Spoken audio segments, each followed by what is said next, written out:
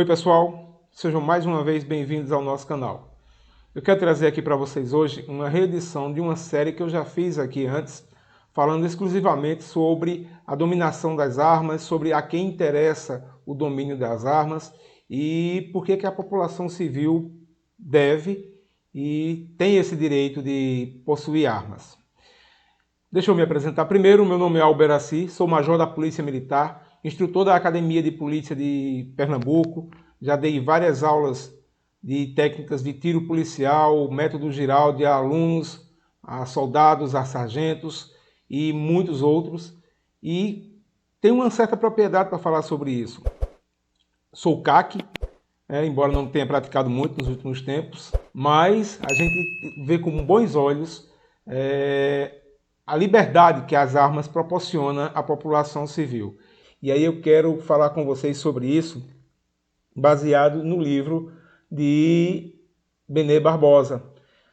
E claro, há uma série de críticas dos desarmamentistas contando várias mentiras sobre o uso de armas e a posse de armas. E aí a gente vai trabalhar cada uma dessas mentiras mostrando também a história ao longo do tempo e o que realmente é verdade e o que é fato nessa situação. Eu começo rebatendo aquela crítica dizendo que apenas as polícias poderiam estar armadas e que é dever do Estado tomar conta da segurança pública. É verdade. É dever do Estado tomar conta da segurança pública, mas o Estado não tem condições de lhe proporcionar segurança individual. E essa segurança, sim, tem que ser proporcionada por você. Observe que as pessoas que fazem essas críticas normalmente são pessoas que vivem cercadas de seguranças particulares ou seguranças do Estado. Então, se você não pode pagar uma segurança particular, seja você sua segurança. Essa é a razão pelo qual defendo as armas. Eu preciso de uma arma para me defender e acho que você também, cidadão de bem, precisa e pode ter essa arma. E eu vou trazer para vocês também por que o povo é subjugado, por que o povo é dominado e como isso acontece. Por que ao dominar, as nações tiram as armas desse povo. Ok? Então a gente vai ver isso agora. Vamos começar um pouco com o cristão. Vou começar contando a história lá dos primórdios bíblicos. Eu vou trazer para vocês aqui o que é que diz a Bíblia sobre as armas. Bom, claro, vamos começar? Eu quero trazer a primeira citação para vocês, mostrando um pouco sobre a sujeição do povo de Deus. Todas as vezes que o povo de Deus se viu sem armas, foi porque elas estavam sujeitadas a algum povo, a alguma nação inimiga, a alguma nação que dominava eles. Tá? Vou começar aqui mostrando aqui uma citação no livro de Juízes, que diz o seguinte. Juízes 5, 8. Escolheram-se deuses novos, então a guerra estava às portas.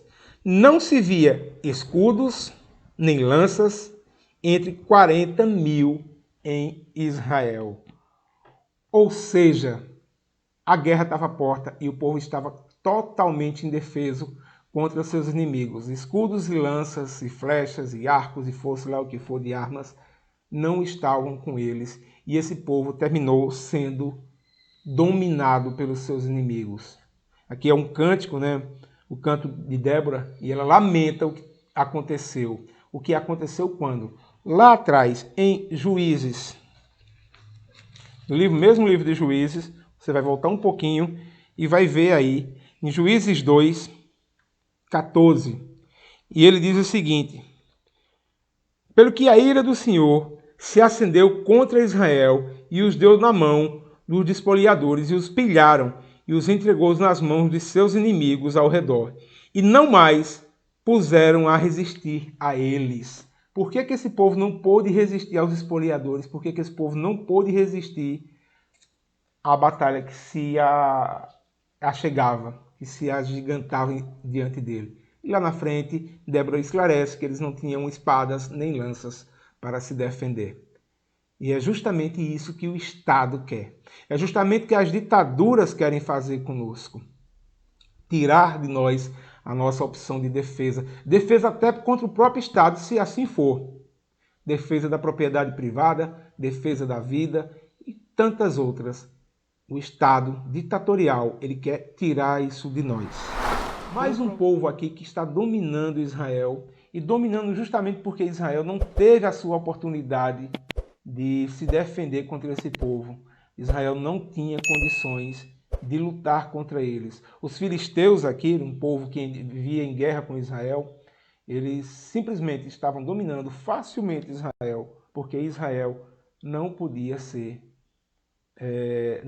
defender.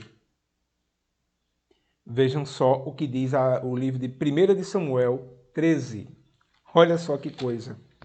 Veja o que esse pessoal impôs à nação de Israel. Samuel 13, 19 diz o seguinte: Ora, em toda a terra de Israel, nenhum ferreiro se achava, porque os filisteus tinham dito, para que os hebreus não façam espadas nem lanças. Pelo que todo o Israel tinha de descer aos filisteus para amolar a relha, o seu arado, a sua enxada e o seu machado e a sua foice. Os filisteus não davam a oportunidade, quando eles venciam a batalha de Israel, ter armas, para que eles não pudessem se defender dos próprios filisteus. Por quê? Porque no momento que eles pudessem se defender, estava travada uma guerra e Israel poderia se libertar desse povo, do jugo do trabalho. E vejam aqui que até para amolar sua enxada, sua foice, seu facão, seus instrumentos de trabalho, eles tinham que ir até os filisteus e pedir, clamar, para que eles pudessem fazer isso por eles. Então, tá aí.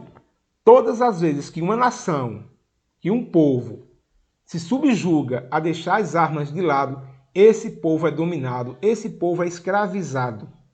E é por isso que nós não podemos permitir que o cidadão de bem, o cidadão comum, o cidadão que não deve à justiça, que tem todo o direito de se defender, possa ser reprimido, possa ser tirado dele esse direito à legítima defesa.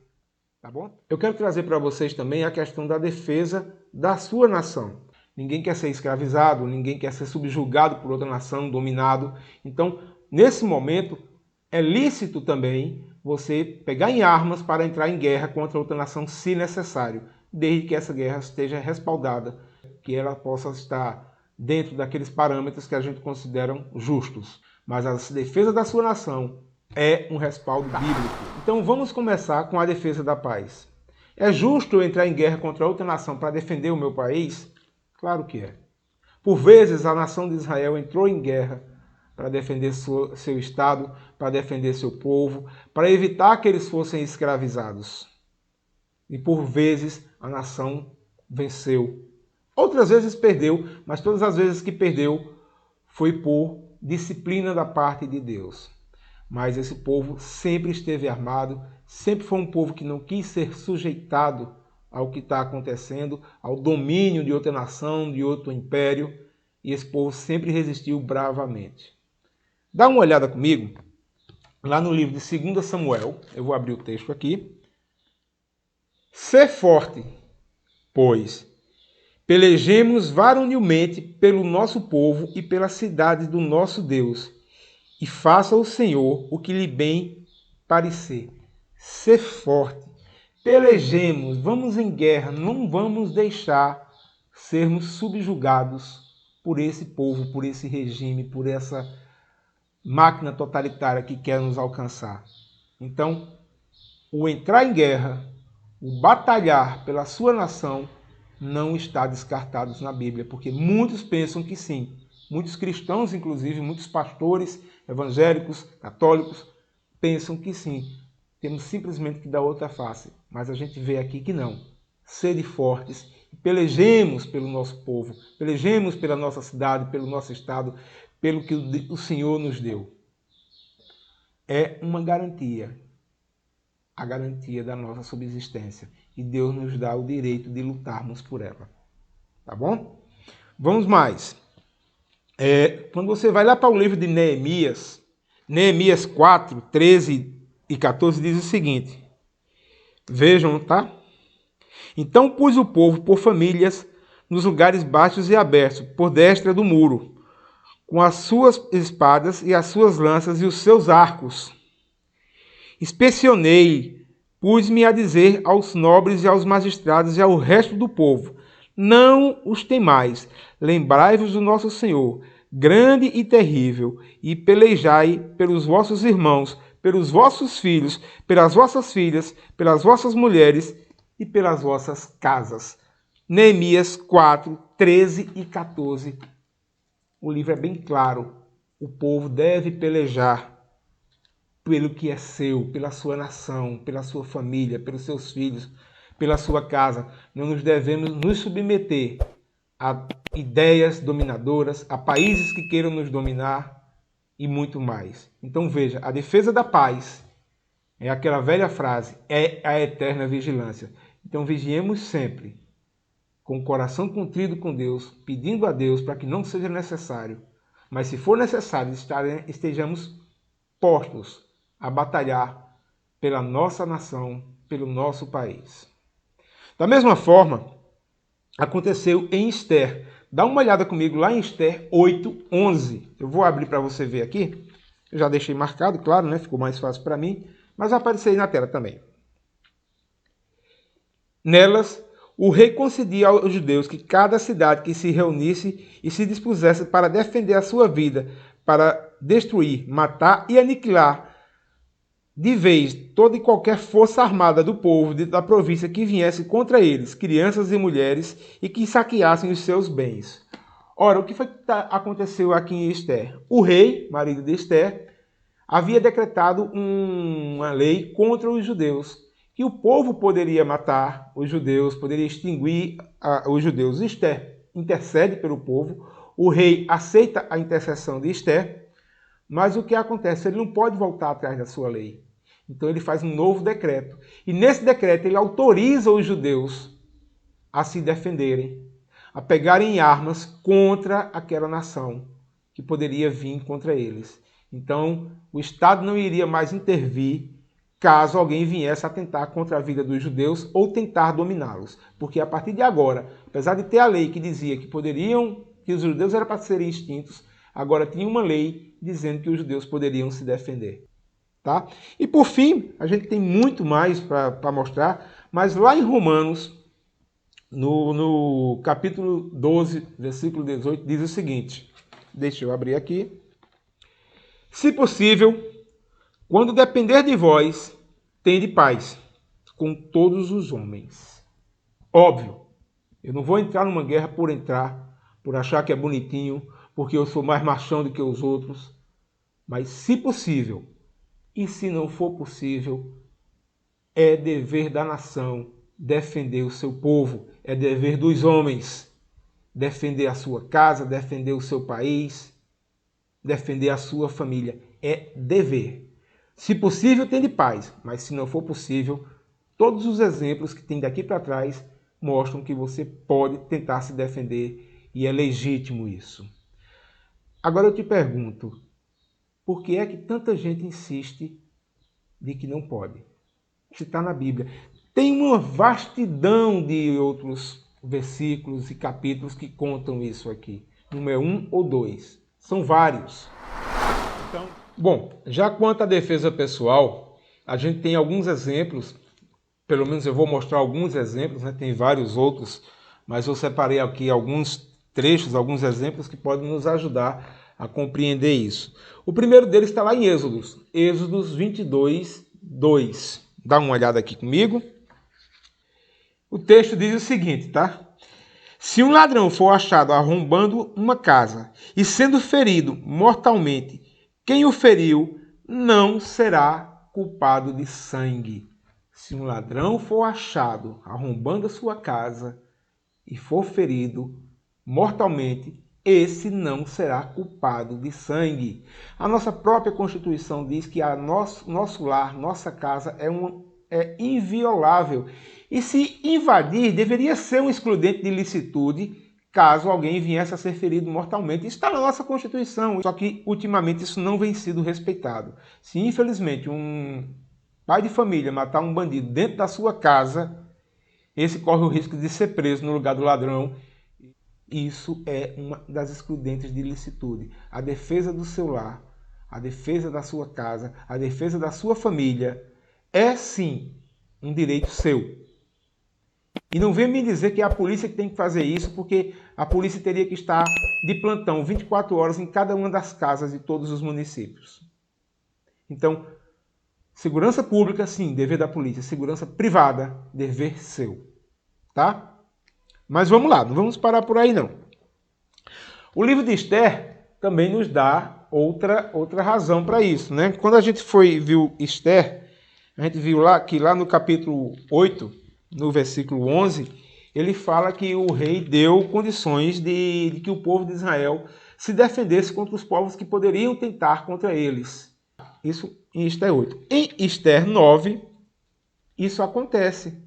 Um dos povos vem e o que acontece é o seguinte, o povo munido desse decreto diz: também os demais judeus que se achavam nas províncias do rei se reuniram e se dispuseram para defender a sua vida, e tiveram sossego dos seus inimigos. Ora, a partir desse momento, tem mais para frente, né? Mas a partir do momento que esse povo pôde se armar e defender as suas províncias, eles tiveram sossego. Então veja, defesa pessoal, aqui também é uma defesa de nação, claro, mas a defesa pessoal também faz parte da legitimidade que nós temos. É legítimo, não é errado, a defesa da minha vida. Ok? Vamos lá. Para provar que essas pessoas que dizem, não, mas o cristão não pode. Pode. Dá uma olhadinha lá no livro de Lucas. Dá uma chegadinha lá no livro de Lucas. Bom, Lucas 22, 36 ao 38 diz: então lhe disse Jesus, tá? Agora, porém, quem tem bolsa, tome-a, como também o alforje. E o que não tem espada, venda a sua capa e compre uma. Jesus estava mandando os seus discípulos para fazerem a pregação no meio de um povo que era hostil, no meio das estradas que poderiam ser saqueadas, no meio de cidades que poderiam não receber bem. Então vejam, vendam sua capa e compre uma espada. Pois vos digo que importa que se cumpra em mim o que está escrito. Ele está falando dele mesmo, de Jesus, foi contado como um dos malfeitores. Ora, todos sabem que Jesus foi contado entre dois ladrões na cruz. E ele está falando sobre a profecia que iria acontecer com ele mesmo. Porque a mim se refere ao que está se cumprindo. Então lhe disseram, Senhor, eis aqui 2 espadas. A espada era o revólver, era a pistola, era o fuzil da época. E ele disse, basta. Ok, já é o suficiente para a sua defesa. Muitos querem colocar isso aqui que era a palavra de Deus, que era o caminho que eles iam enfrentar. Nada a ver. O texto é literal, o texto não tem o que colocar panos quentes em cima. Esses homens iriam para o meio de lobos. E como tal, para pregarem a palavra de Deus, eles precisavam de defesa. Essa é uma cena daqui dos puritanos nos Estados Unidos, no início da igreja cristã naquele país. Vejam como eles se reuniam na igreja. Dentro da igreja. Estão olhando as armas. Essas armas também eram para se defender de animais que eles pudessem encontrar no caminho, ou de saqueadores e tudo mais. Não é antibíblico a defesa pessoal. É bíblico. Porque para pregar a palavra de Deus você tem que estar vivo. Para defender a sua família você tem que reagir. E pelo contrário, é covarde deixar a sua família ser vilipendiada sem que você faça nada. Deus lhe deu a oportunidade de reagir e de se defender e você vai deixar isso passar?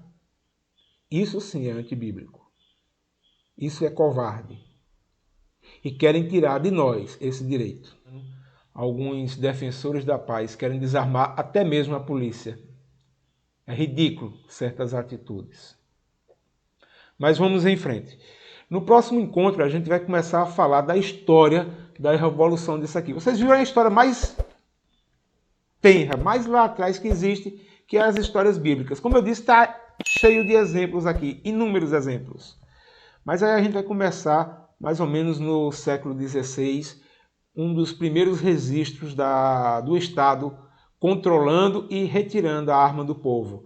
A gente vai passar aí pelo Japão, passar pela Alemanha, pela União Soviética, Cuba e tantos outros países nesses encontros que a gente vai ter, tá bom? A todos vocês um forte abraço, minha leal continência e fiquem com Deus.